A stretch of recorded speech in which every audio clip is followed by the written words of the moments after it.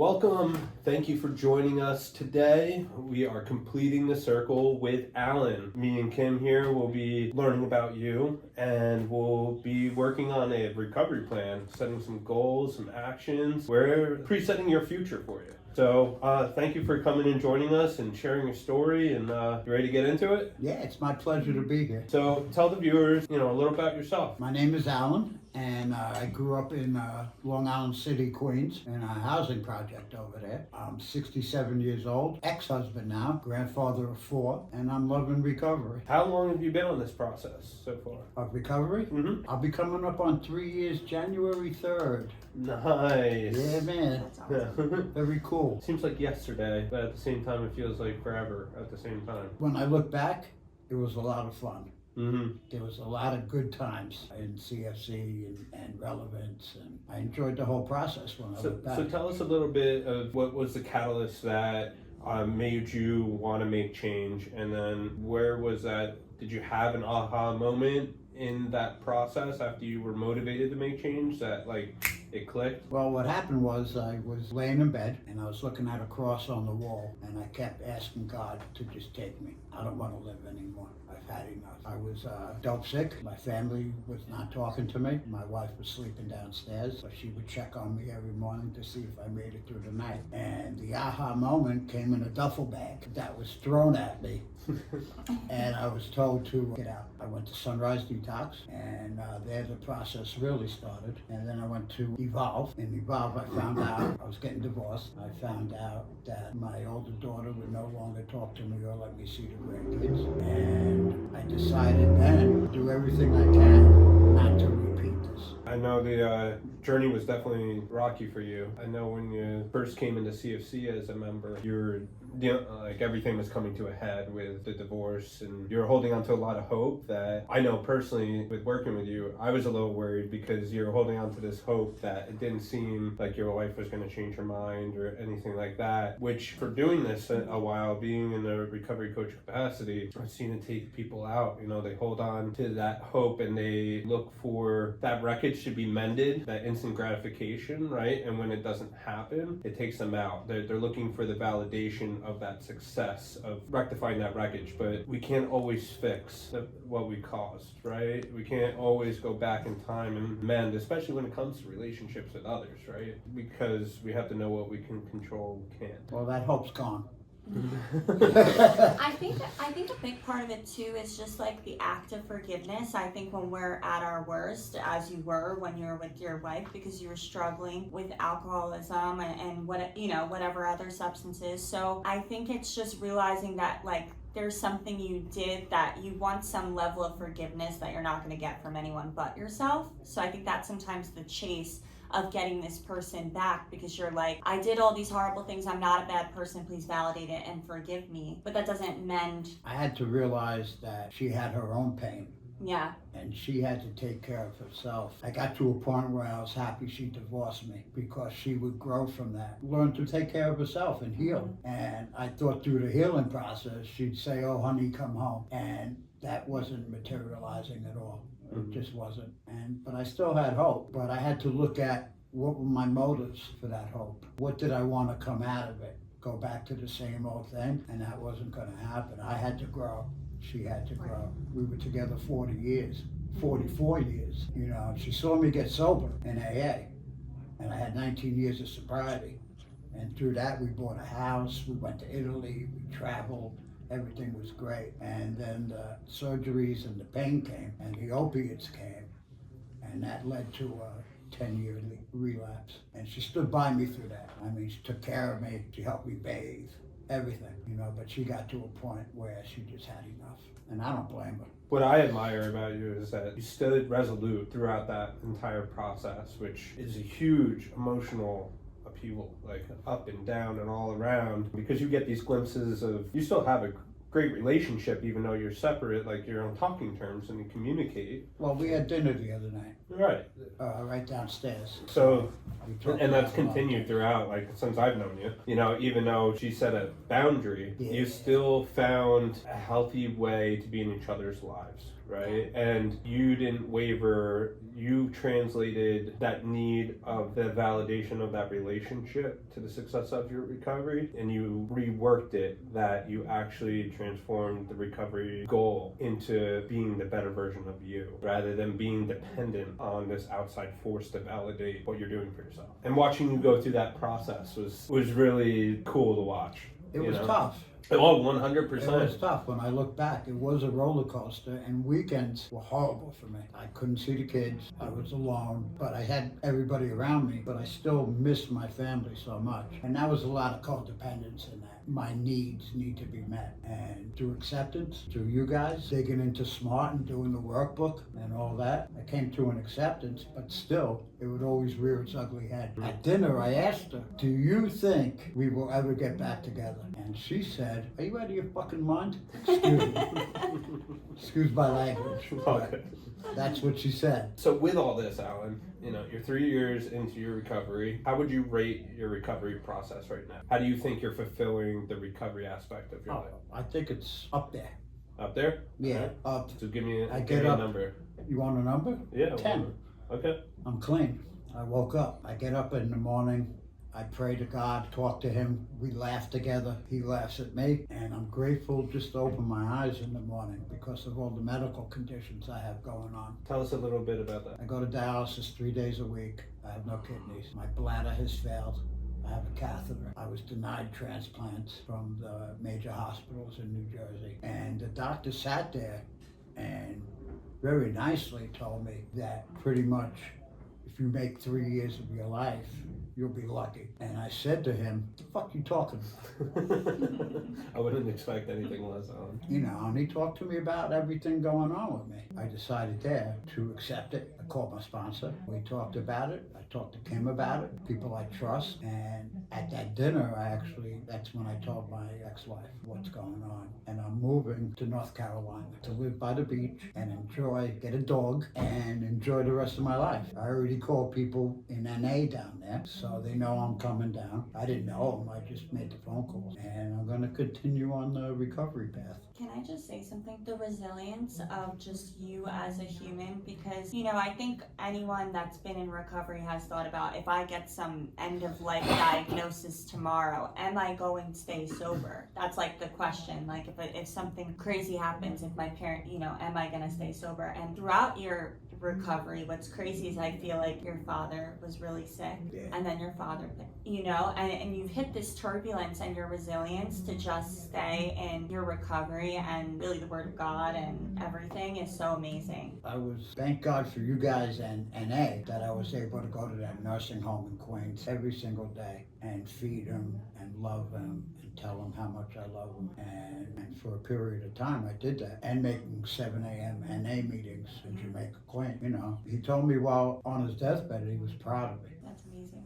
We were always close and then not close, but addiction is what spread us apart. So what can you attribute to being able to get hit with the news and the turbulence of life and always find yourself back on your path? Life is life. It's going to happen. Nobody promised me that things would get great just because I'm clean. They promised me freedom from active addiction, and the rest is up to me and my higher power. So I work those steps. I'm an open book. I let everyone know what's going on with me emotionally, whatever. One foot in front of the other.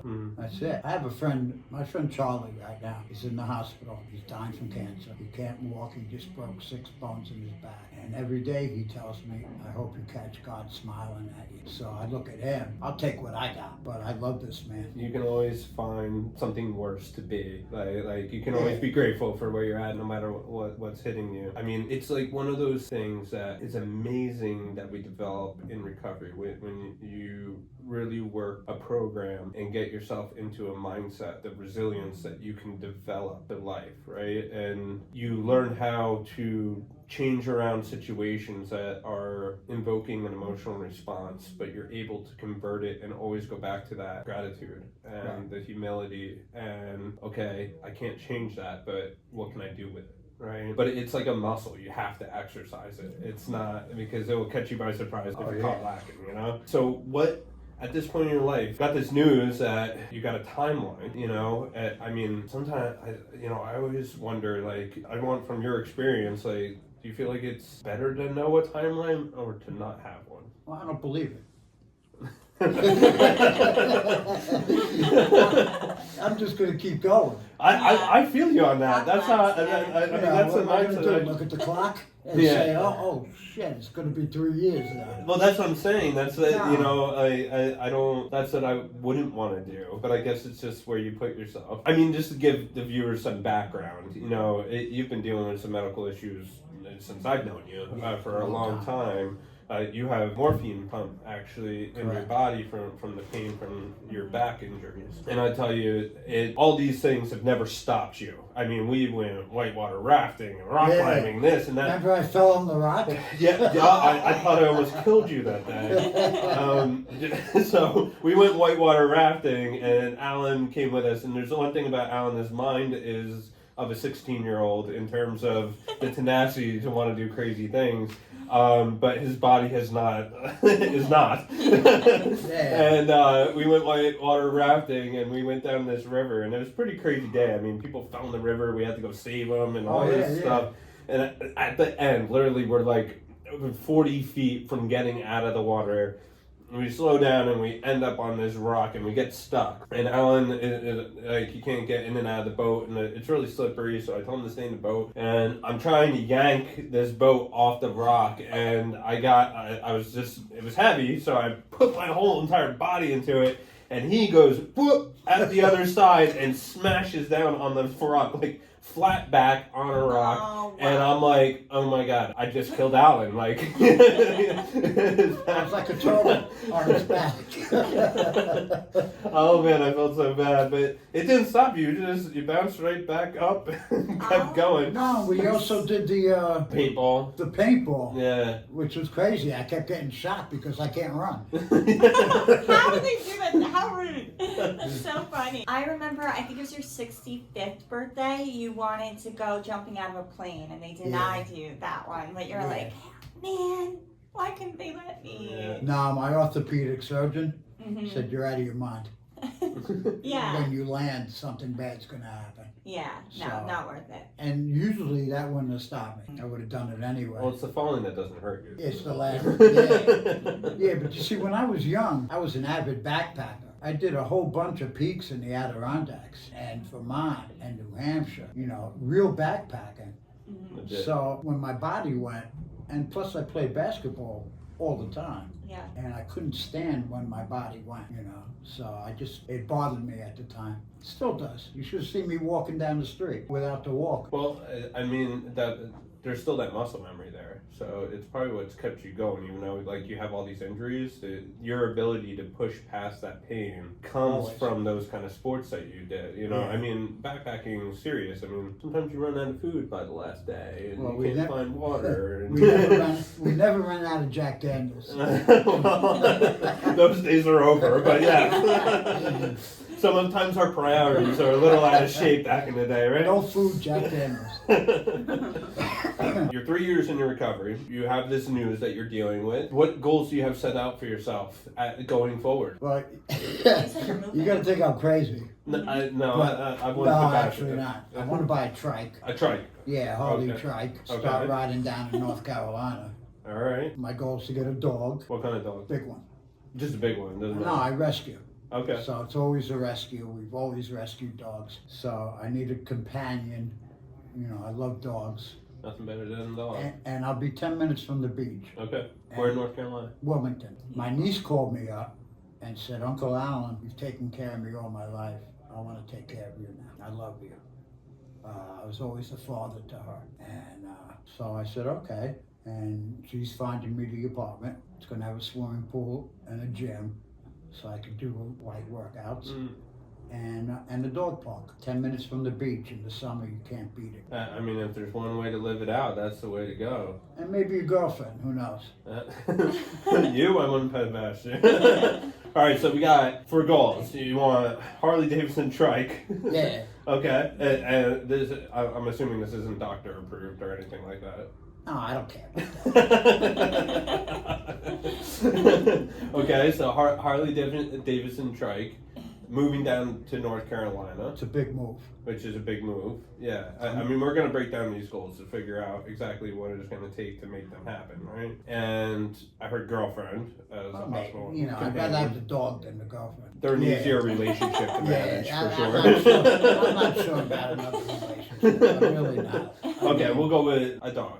Yeah. Okay. And one more thing, One more thing, okay. joining Hamster. H&I down there. And, Okay. and doing NA service in the rehabs and detoxes. Awesome. That's really, I get involved with that, Mhm. I'll be golden down there. There you go. Everything else is gravy. Absolutely. I mean, you want to, it's important to continue a sense of purpose, right?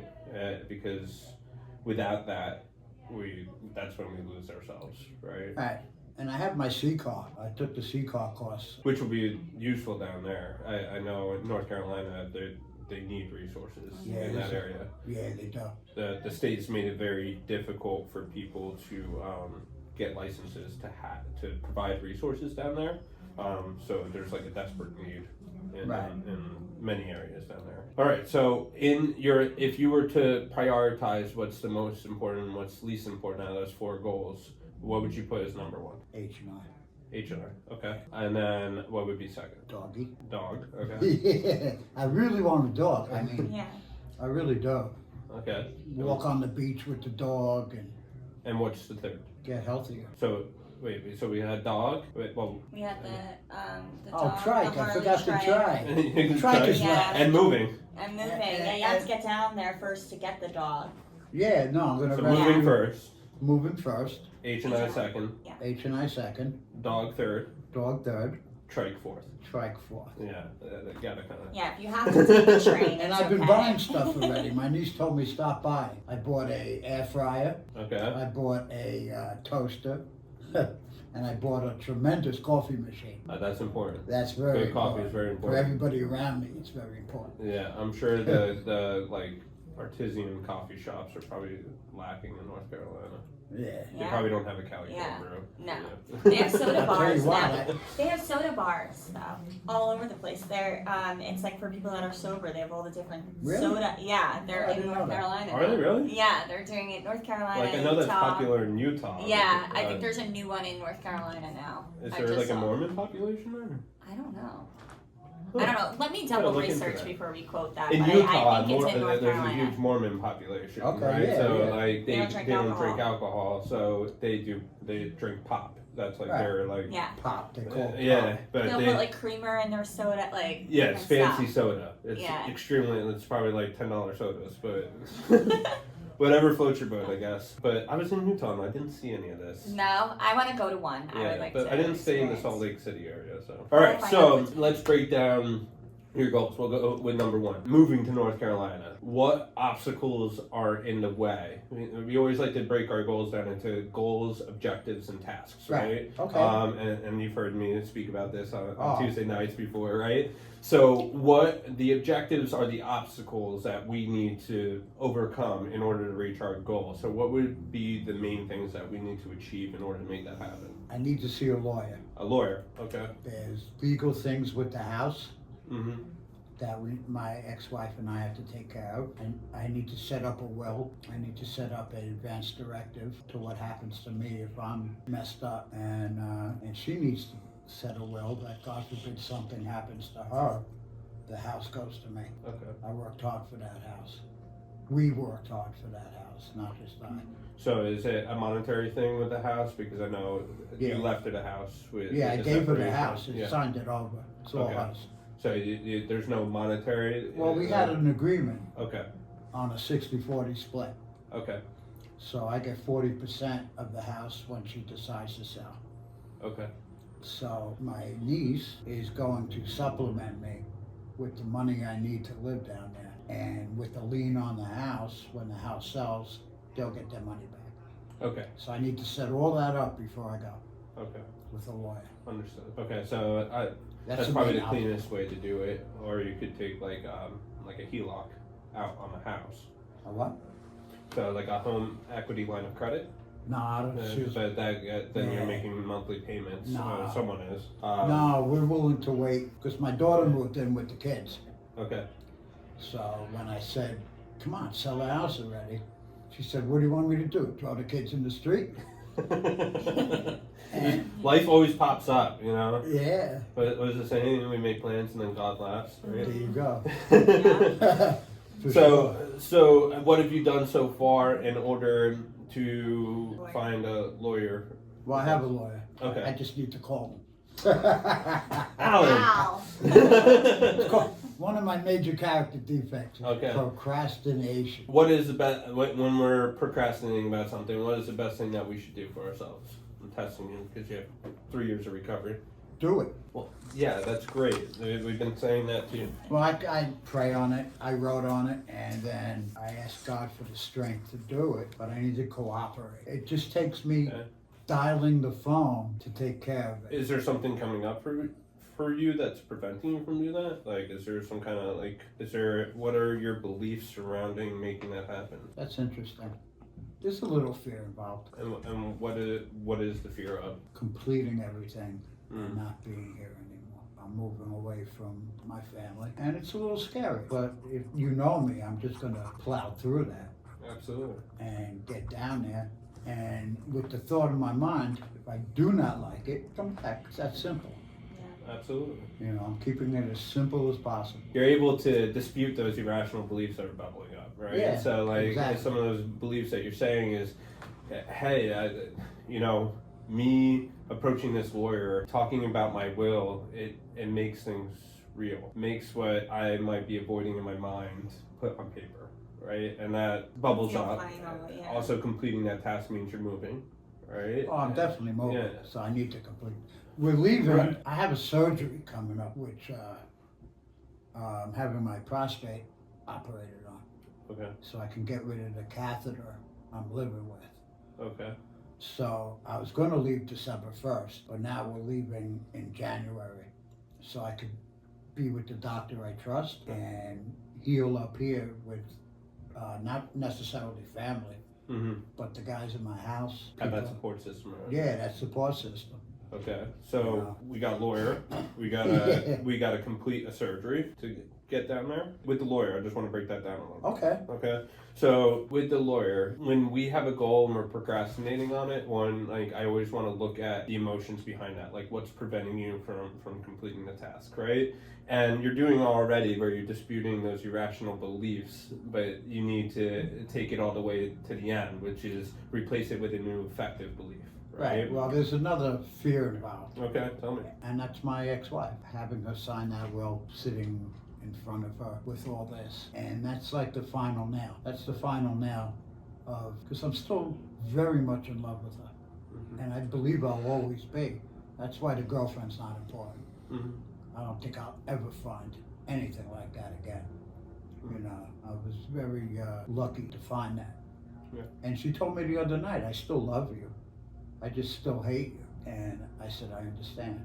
Mm-hmm. You know, so the will and this and that is really the final nail in the old relationship, and the fact that I'm leaving my whole family, except for my niece, behind. Can I just say, because there's been this weird thought that I've been having the past couple weeks about, and I think it's pretty much just like detachment, right? Like, so the quote is, nothing is as good or as bad as it seems. Like, you could sign that paper, right? And it's not necessarily good, it's not necessarily bad, it doesn't necessarily change anything, it could not, like, No, it's it just doesn't. kind of, you know, it's something that we set in our mind. We sometimes think these things are like so final and they're like good or bad. We like rate them as good or bad, and it doesn't always mean. Well, it's not That's- bad. And yeah. it's not good. Yeah, It's almost like, It just when I is. look at it right, it it's just neutral. it's, yeah. It's something I need to do to move forward, and I always move forward. But everything in life is like that. Yeah. Right? We always try to label things, this is good, this is bad, as a human being, but the reality is that something that we view as bad in this very moment may actually be the best thing for us later on. Right? Hindsight's always 20/20.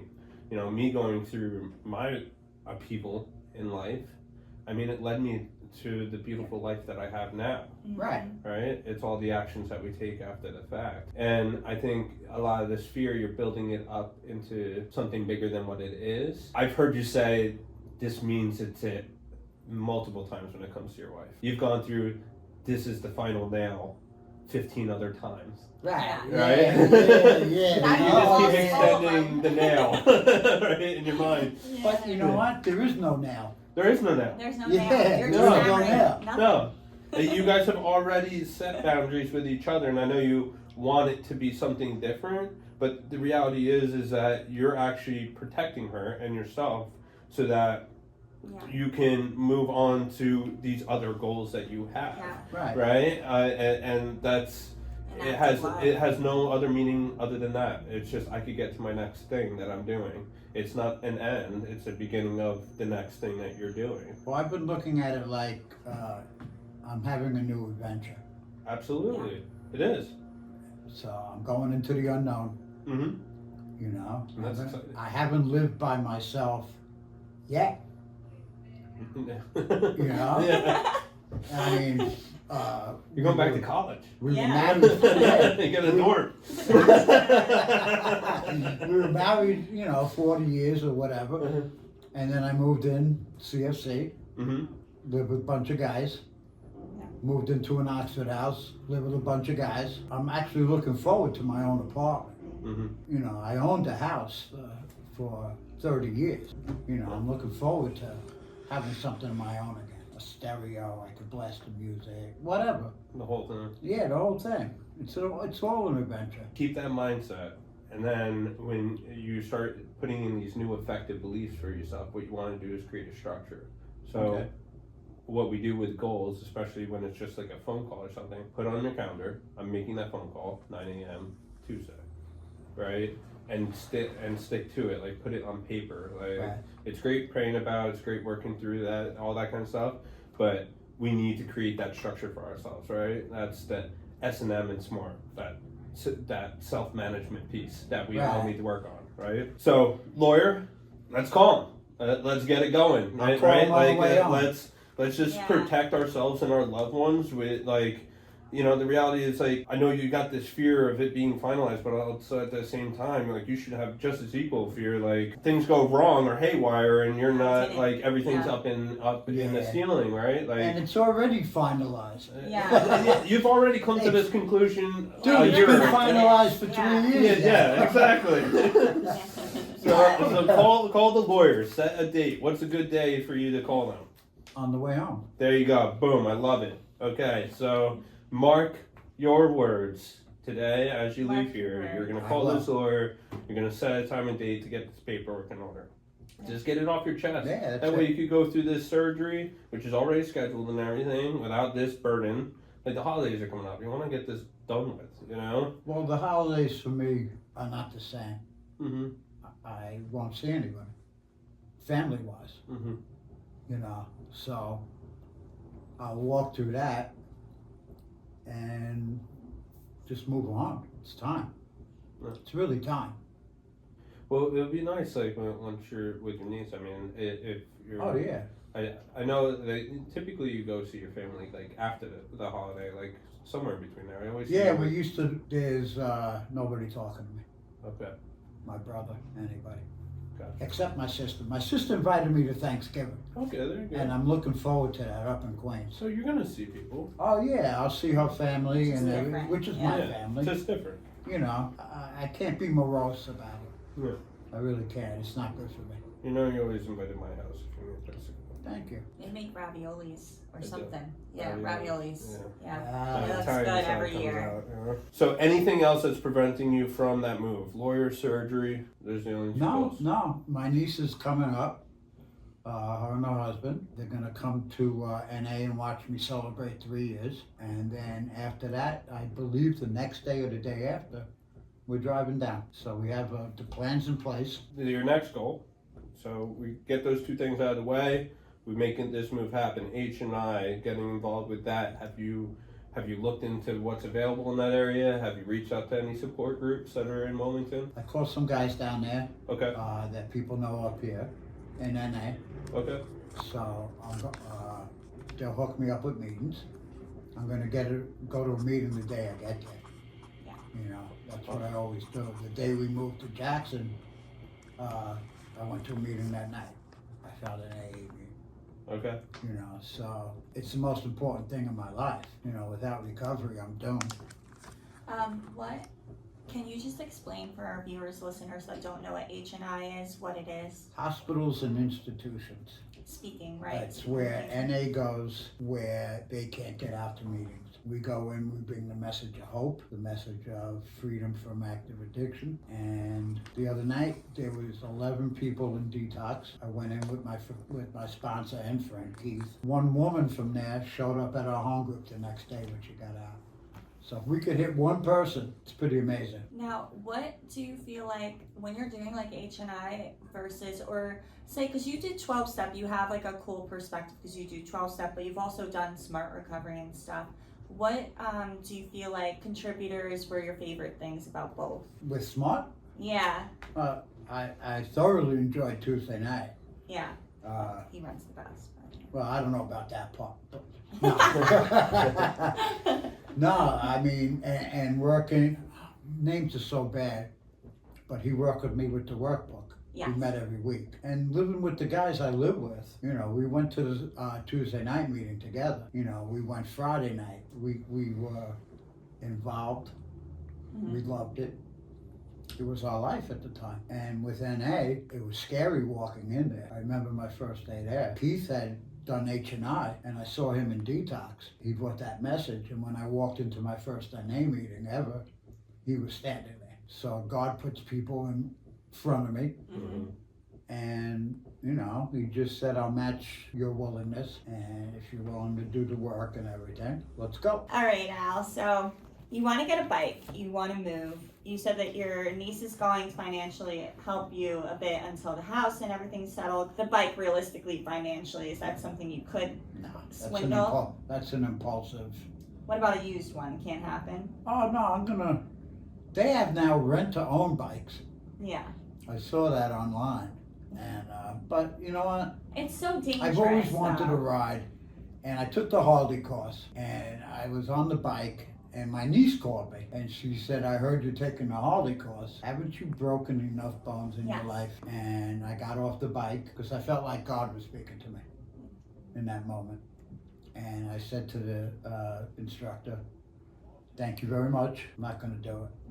No. But it's always been a dream of mine, and it's just, you know, it's not that important to me. You know what, though? There's so many, like, bike runs and stuff. I'm sure any of those guys would be, like, hop in my little... the side cart. Ah, man, I ain't riding, bitch. No, but what about like a cool pickup or something like that instead? Like a cool pickup truck It'll work or out when it lightning, works something out. cool. Yeah, get a pickup truck with a shotgun on the back. Yeah. I'll be a southerner. All right, so this is really more about the aesthetic than the need. All right, so let's maybe, the dog now, is that something you're going to be able to qualify for through disability possibly? No, I wasn't looking, what, like a service dog? Yeah, I'm pretty sure that you would be able to qualify for. Oh, I would qualify, but. And then they're already trained. They're pre-trained to look out for you and they're. Yeah, well, I'll work that out. I like just going to the pound and. Yeah, but Pick one financially that's not going to be an issue. It's just a matter of getting No, it's a down there, pound. having the home. Yeah. Okay.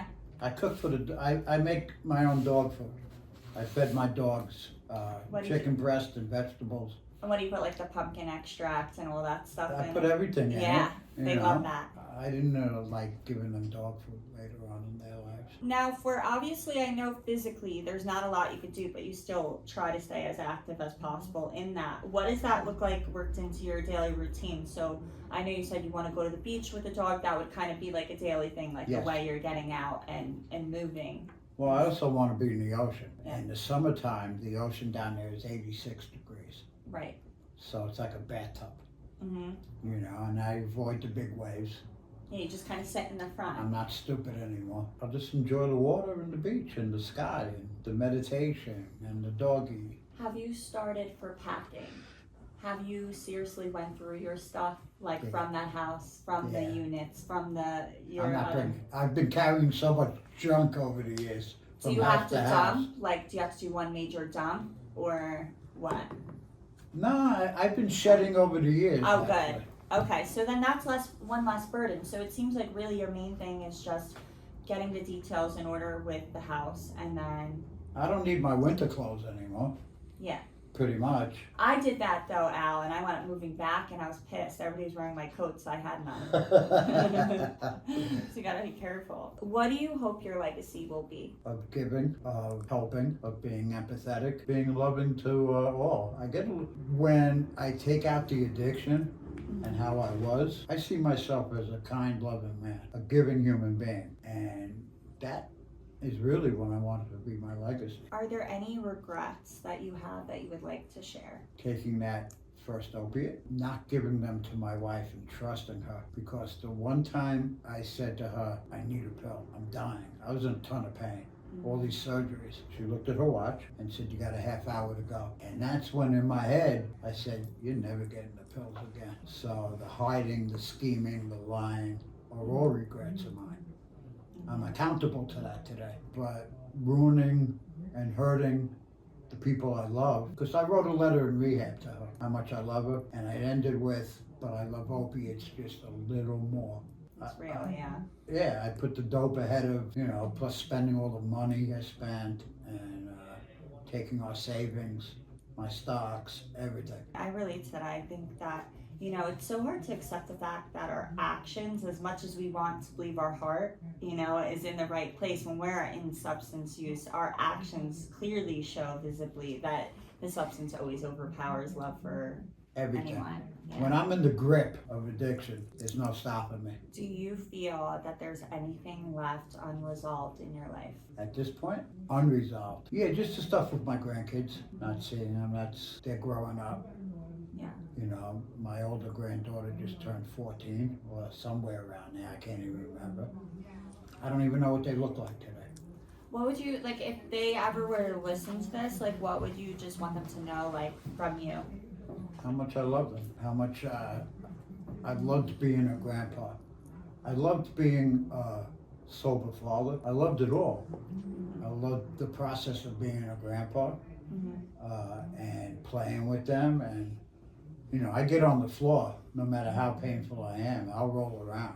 Yeah. I'll throw them up in the air and catch them. I'm a grandpa. That's Yeah. what grandpa's supposed to do. What has brought you the most joy in your life? Can't say it. I don't want to know. My ex-wife would kill me. I don't know. I was sitting outside. I don't sleep, and I'm famous in CSC for not sleeping and mopping the floors at 3 a.m. and this and that. Yeah, Baller and Steve. dink. Yeah, Baller and Steve early in the morning. Yeah. So I was sitting out this morning, and I was thinking of all the beautiful things I've done in my life, going all the way back. Mm-hmm.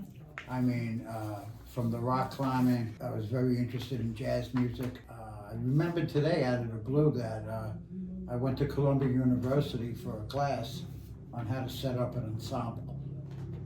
And they set up the whole ensemble, and then they put out a record after. And I saw all that. There's a lot of things. Amalfi, Italy, with my ex-wife. Mm-hmm. Amalfi is one of the beautiful Gorgeous. things Yeah. we've done. Eating mussels and holding hands and swimming and jumping off rocks into the Mediterranean. I would say that's one of the highlights of our life together and Yeah. my life. What are your hopes for your final days? When it actually is? What do you really want to feel? Where you want to be? I've thought of that. Yeah.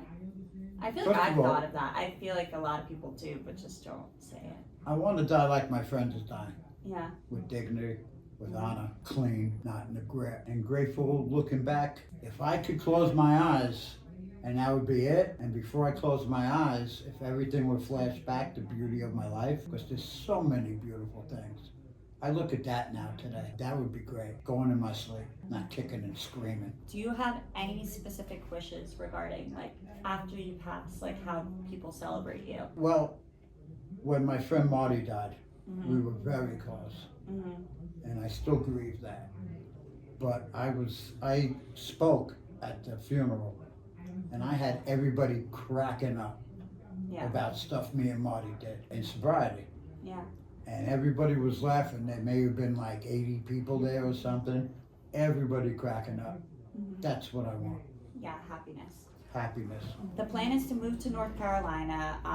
We're gonna X-nay on the bike for now. Yeah, no when bike. we get down there, we're gonna go to a meeting. We're gonna connect with these guys from NA, Yeah, and then we're going to get a dog.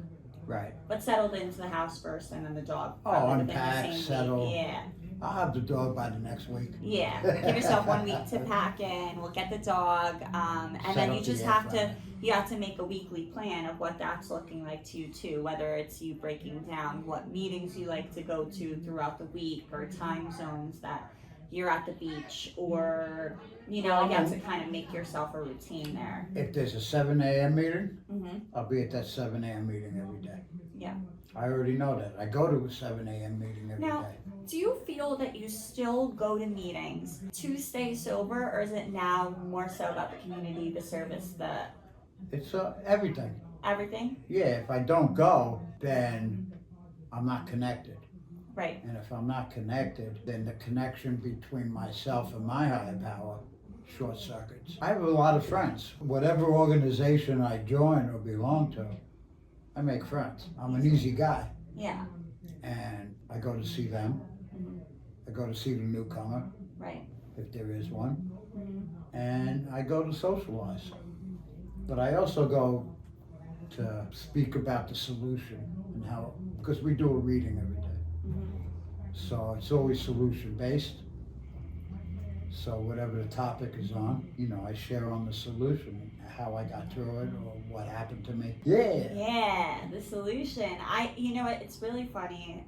I feel like now March I'll have 4 years Yeah. clean, and it's so insane because like in the beginning I almost felt like I was attracted to people that were in the same like victim mindset I was in. Yeah. And now I'm like, I want the solution-based thinkers. I can't even listen to the problems anymore. I'm like, what's your solution here? How are we? Yeah, well, I don't want to sit there and listen to war stories. Yeah, no. Mm-hmm. Oh, it was great when that needle went in, this and I don't Yeah. want to hear that. Yeah. You know what I mean? I don't want to be involved in it. I don't. Yeah, I I stay with the agree. positive people. And then, what's something you didn't mention before, so I do want to go back. You said you went through Evolve, and then from there, when did you wind up in Relevance? From Evolve. What was that, 2020? 2022. 22. Okay. And then you did Relevance, you were living in their housing for, what, like 3 months? Something like Longer. longer. Because Yeah. it was hard for you to get into sober living with. Well, I went Yeah. from the IOP housing Yeah. to CFC housing. Yes. And I remember the first day I met you because you were in the backyard of the Be True. And we were eating, someone was cooking. Oh, yeah. I felt so And- uncomfortable that And night. he's just standing in the rain with his hood up smoking, and he's like, my wife's leaving me. And Yeah. you were telling me, and I felt so bad. And then who knew how long I would know you after, from that first Yeah. night. I really thought it was going to be passing, and then you just are so resilient. Really, your story was beautiful to watch, and still is. Well, we lived in the mansion, the Grand. The Grand. The Grand. Cleaning that place up when we had to close it down was. Oh, please. Yeah, I hated that. The patio was just filled with like cups with like random things. I'm like, I can't throw out one more cup. The fridge, brown pool. the brown pool. When I got there, I was so amazed. Yeah, beautiful. And I would sit in the field in the middle of the night Yeah, in a chair and just look up. yeah, because you see every star. Yeah, I Yeah. mean, the Grand was a great experience. So was Mark and Matt. Mark and Matt, we got through everything together. I have to Yes, say that. he's doing great too, Matt. We talk. Yeah, I saw him online. He looks. He looks great. Yeah, he It's looks like great. an Adonis. And it's So Al, just in case Dan doesn't come back for this ends, let's just do a little wrap up, you and me. So you promised us by the time you leave here today, and you're in your car, you're gonna call your lawyer. So if we follow back up with you, and Tomorrow. it'll be done. Yeah. Okay, I'm gonna update the people. Yeah, I'm gonna let them know that it's exactly. done. And then from there, really the next step is just getting yourself in order to move.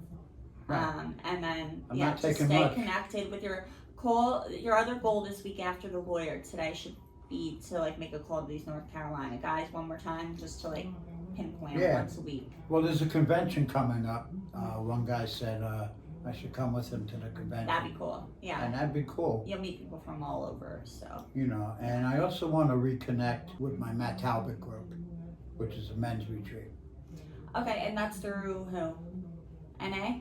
No, or it's no, just that, separate? that was through AA. I mean, I think I went to like 30 retreats. And that's what, like mindfulness, It's men's? Yeah, there's a whole, there's a alcoholic priest that runs the retreat. Mm-hmm. And there's about 80 guys that get together twice a year. And it's a beautiful thing. I sang in the choir. We had a choir for the Criminally Insane, it was called. And we sang the Mass. I sang all the songs in the Mass. I love that. You know, Yeah. it was wild. And you're still doing church too in the meantime? No, I haven't either. I just look Nah. at my Bible. I just All right. doing and going. All right, so we're going to call the lawyer. We're going to start prepping and keep connecting with our North Carolina people and your niece. And then hopefully maybe we can have you back in like a month to follow up on where you're at with that'd be great. everything. That'd be cool. I'm leaving in January. All right, so we got some time to get Yeah. you in here. Maybe a pre-holiday celebration. Nice. Yeah. And with that, I want to thank you for coming in today from both me and Dan. I am so thankful to have you here as always, Al. I love you. It was great. This was beautiful. Thank you. Thank you. I had a good time. Let me give you a hug. Yeah. Thank you. Very grateful for this